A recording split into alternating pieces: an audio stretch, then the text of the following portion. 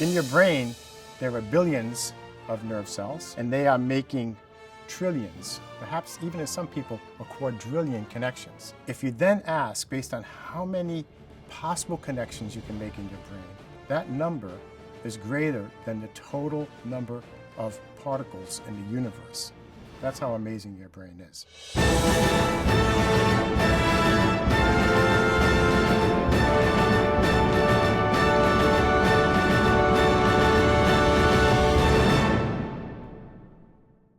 So Rudy, of course, you are an expert in memory. Alzheimer's disease is a loss of memory or ability to at least remember things in the past. I remember you had a conference of over 150 neuroscientists, and I called you on the phone. I said, can you ask your scientific colleagues, where is memory stored at the cellular level, or how is memory stored? And what happened when you asked them that? It's funny, when I ask neuroscientists, so where are memories stored? There's always the same response. There's some hand waving. Say, in your brain. I say, well, where? Where exactly? Well, in the neural network. Where? In the synapse. Well, wait a minute. Synapse are, two connecting pieces of a nerve cell. It's protoplasm connected. As Cahal called it, the protoplasmic kiss. Where's the memory? Well, it's in there. And I said, wait, that's not an answer for a scientist. It's in there.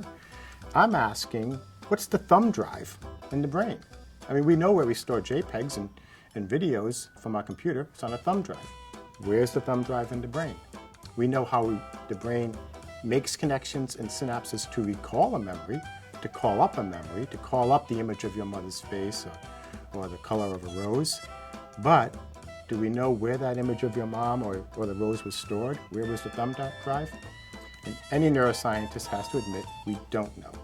It's conjured up in the brain, but we physically don't know where it's stored. This is a very important point. It's conjured up in the brain, but we don't know where it is stored at a cellular level. There's truly no good answer. But all the neuroscientists still believe that memory is in the brain. That is somewhere in the brain. We don't know exactly where. They believe that it's somewhere in the brain, right? They believe that memory is imprinted in the brain the way you imprint a visual on a computer. But we cannot explain how or where. No, we cannot. Okay, so here I'm going to introduce you to a radically different idea, which comes from the East wisdom traditions of Vedanta, that your memories aren't actually in your brain, they're in your soul. They exist as possibilities in soul, just like a particle is a wave and a wave is a probability or a possibility. Till you actualize the memory, it's just a potential. And there's a Sanskrit word for it, it's called sanskara. So where is your vocabulary stored right now? You have a vocabulary of several thousand words. You and I are now downloading our vocabulary in order to make sense of this conversation.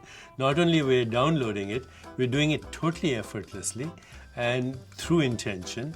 And we're sequentially unfolding ideas, syntax, grammar, so it makes sense, hopefully. And Vedanta would say that your entire vocabulary, your entire experience of life, exists as potential in your soul, and we can talk where that is, and intention activates it. In other words, all the words that you know as your vocabulary, they exist right now in superposition as possibility in consciousness, and that you will never find memory in the brain because it's not there. Well, I would have to agree that your brain allows you to recall words, recall pictures, process them, view them in your mind, but where those words were stored, where those visions that you can recall are stored physically in the brain, where in the cell, fat, lipid, protein, we don't know.